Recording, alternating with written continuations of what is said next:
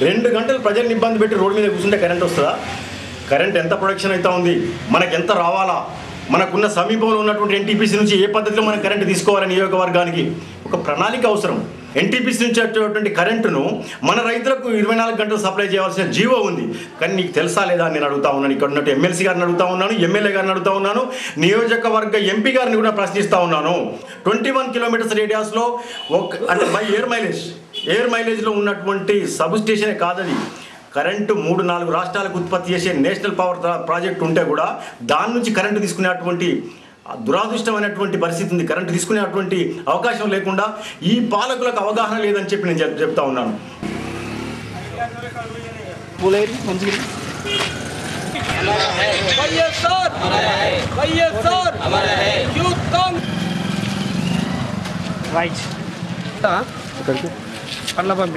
బయలుదేరే phone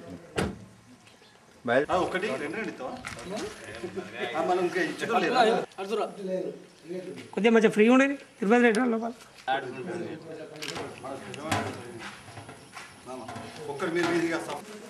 YS గారి ఆశయం 2014లో రాహుల్ గాంధీని ప్రధానమంత్రి చేయడమే ఆయన ఆశయం ఉండేది. మరి ఆయన ఆశయానికి తప్పకుండా మేము రాబోయే ఎన్నికల్లో రాహుల్ గాంధీని ప్రధానమంత్రి చేయడానికి కృషి చేస్తామని. ఆయన చేపట్టిన ప్రతి కార్యక్రమం కూడా కాంగ్రెస్ పార్టీ ఎప్పుడు ముందుండి ఆయన ఒక చేపట్టిన ఆరోగ్యశ్రీ అయితేనేమి, 108 సేవలు అయితేనేమి, ఇంకా అనేక సేవలు ఆయన చేసినటువంటి సేవలు ప్రతి ఒక్క పేదవాడి గుండెల్లో పార్టీని అంధకారంలో ఉన్న కాంగ్రెస్ పార్టీని ముందుకు తీసుకొని వచ్చి 2 సార్లు అధికారంలోకి తీసుకొచ్చిన ఘనత మరి స్వర్గీయ రాజశేఖర రెడ్డి గారిది. దీనికి మనమందరం కూడా ఆయన యొక్క ఆశయ సాధనకు కృషి చేయాలని మా కాంగ్రెస్ పార్టీ శ్రేణులందరూ కూడా ఆయన నామస్మరణతో కాంగ్రెస్ ఆయన యొక్క ఆశయ సాధనకు ముందుకొచ్చి తోడ్పడాలని. వైఎస్ రాజశేఖర రెడ్డి 3వ వర్ధంతి సందర్భంగా ఎలిగేడు మండల యూత్ కాంగ్రెస్ పార్టీ ఆధ్వర్యంలో రేపు అనగా 3వ తారీఖు 2 గంటలకు శ్రీ చైతన్య జూనియర్ కాలేజీలో వైఎస్ రాజశేఖర రెడ్డి రాజకీయ ప్రస్థానంపై వ్యాసరచన పోటీ ఉంటుంది. కావున ఆసక్తి గల విద్యార్థులు 2 గంటలకు శ్రీ చైతన్య కాలేజీకి రావాల్సిందిగా కూర్చున్నారు. ఎలిగేడ్లో జోహార్ వైఎస్ఆర్, జోహార్ జోహార్ వైఎస్ఆర్, జోహార్ జోహార్ వైఎస్ఆర్, అమర్ హై వైఎస్ఆర్, అమర్ హై. జై జగన్, జై జై జై. సీనండి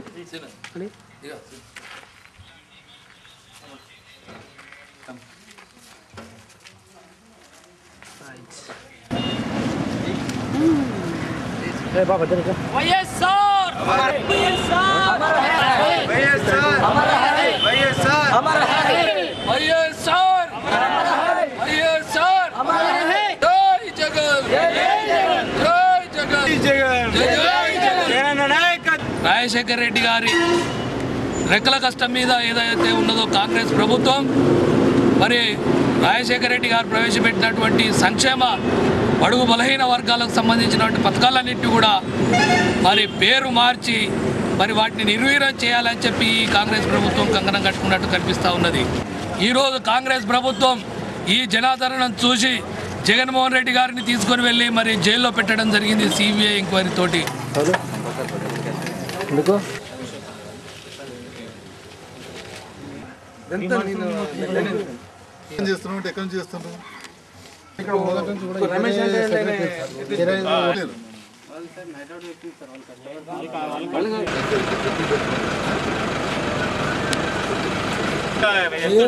లేకపోతే లీవ్ పెట్టి వెళ్ళిపోండి, ఇంకోళ్ళు తీసుకొస్తాం. లేదంటే మరి మిమ్మల్ని పోనీ నేను సింజెంట్ యాక్షన్ తీసుకుని దేనిలో దాంట్లో ఇచ్చేసి యాక్షన్ తీసుకోమంటే యాక్షన్ తీసుకుంటాం. లేదు వర్క్ చేస్తే సీరియస్గా వర్క్ చేస్తే వర్క్ చేయండి, లేకపోతే లీవ్ పెట్టేసి వెళ్ళిపోండి. లేకపోతే మీరు వెళ్ళిపోయినట్టయితే సివియర్గా ఉంటుంది యాక్షన్. వెంటనే చూసుకోవాలి కదా. 15 days లోపల కనుక నాకు మళ్ళీ ఇదే కంప్లైంట్ వస్తే మాత్రం నేను సీఎం దగ్గర కూర్చుని యాక్షన్ తీసుకునేటట్టు చేస్తాను. రేపు మార్నింగ్ సీఎంని కలుస్తాను. ఇక్కడ ఈ చనిపోయిన వాళ్ళ కొరకు ఎక్స్గ్రేషియాకి సంబంధించి డెఫినెట్గా సీఎం గారి ఫండ్ నుంచి ఏదైనా ఎక్స్‌గ్రేషియా వాళ్ళకి రిలీజ్ చేయడానికి పూర్తి ప్రయత్నం చేస్తాం. ఎక్స్‌గ్రేషియాకి సంబంధించి కూడా పూర్తిగా సీఎం గారితో మాట్లాడి డెఫినెట్గా ఏదైనా వాళ్ళకి ఎక్స్‌గ్రేషియా ప్రకటించే విధంగా ప్రయత్నం చేస్తాను. కానీ ఆర్డబ్ల్యూఎస్కి సంబంధించిన అధికారులతో కూడా మాట్లాడటం జరిగింది. రేపటి నుంచి వాళ్ళు స్పీస్ వాల్స్ చేంజ్ చేయమని చెప్పడం జరిగింది. తప్పకుండా చేంజ్ చేస్తామని చెప్పారు. చూస్తాను. మళ్ళీ రేపు కూడా వాళ్ళతో మళ్ళీ ఒకసారి మాట్లాడి నేను డెఫినెట్గా ప్రయత్నం చేస్తాను.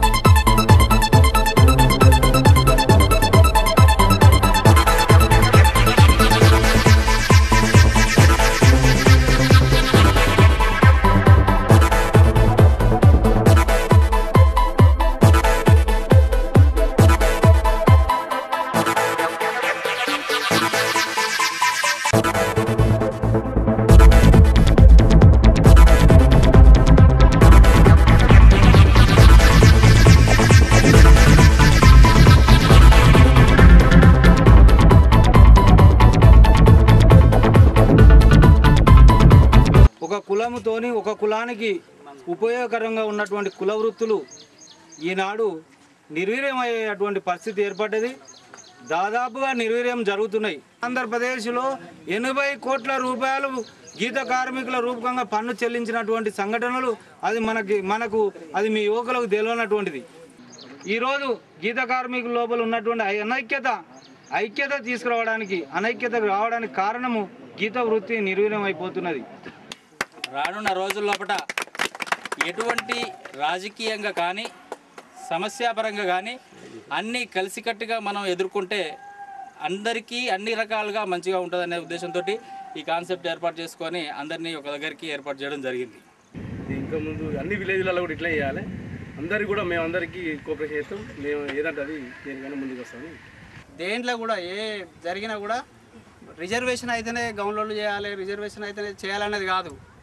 జనరల్గా వచ్చినా కూడా మనమే మన గౌన్లోనే ఎక్కడ కూడా మనం ముందుకు తీసుకుపోవాలి. మనం ఐకమత్యంగా ప్రతి విషయంలో ఏదన్నా కానీ అది మనోనికి ఒకరిని కాకపోతే వచ్చిందంటే మనం అందరం వచ్చి ఐకమత్యంగా దాన్ని శూన్యంగా పరిష్కరించుకుందాం అనేది. బతుకులు ఏది అయినా కౌడ కులానికి ఒక యూనిట్ లేకపోవడం వల్లనే ఇలాంటివి జరుగుతున్నాయి. మనం వెనుకబడిపోతున్నాం. ఈనాటికైనా కళ్ళు తెరిచి మనకు ఈ యూనిట్ ఏర్పడడానికి చాలా సంతోషిస్తున్నాం. వారం నుంచి ప్రతి ఒక్కరిని ఎవరైతే యాక్టివ్ ఉంటారో వాళ్ళందరూ కూడా ఈ కార్యక్రమం తీసుకోవడం కోఆర్డినేటర్, టౌన్ కో-కన్వీనర్ అండ్ సుందరపట్నం సంబంధించిన ఎవరైతే కీలక ఉంటారో మనం చూసుకోవాలి. కాబట్టి మీరు ఎవరైతే ప్రతినిధులు ఉంటారో వారికి మనం ఎప్పుడైనా కార్యక్రమం ఏర్పడుతున్నప్పుడు వారి వాడల నుంచి వారి ఇంట్రెస్ట్ ఉన్న క్యాండిడేట్లు ఎవరైతే ఇంట్రెస్ట్ ఉన్న క్యాండిడేట్ ఎవరైతే ఉంటారో వాళ్ళు పేర్లు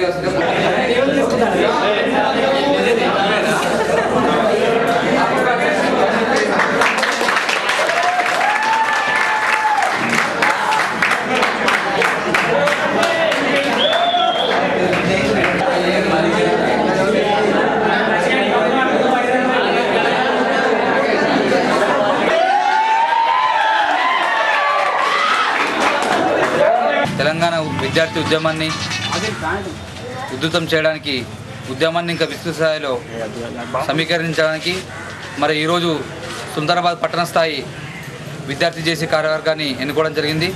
మరి ఏదైతే తెలంగాణ రాష్ట్రం గురించి 800 మంది విద్యార్థులు అమరులు కావడం జరిగింది.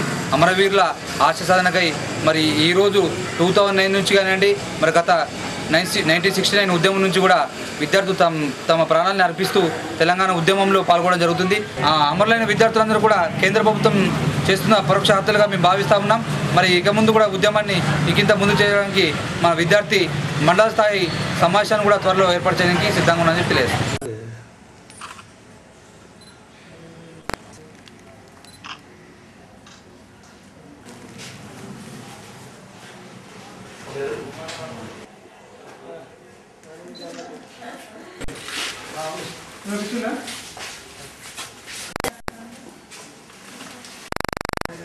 వైఎస్ రాజశేఖర రెడ్డి గారి వర్ధంతి సందర్భంగా మండల కేంద్రమైన సుల్తానాబాద్లో ప్రభుత్వ ఆసుపత్రిలో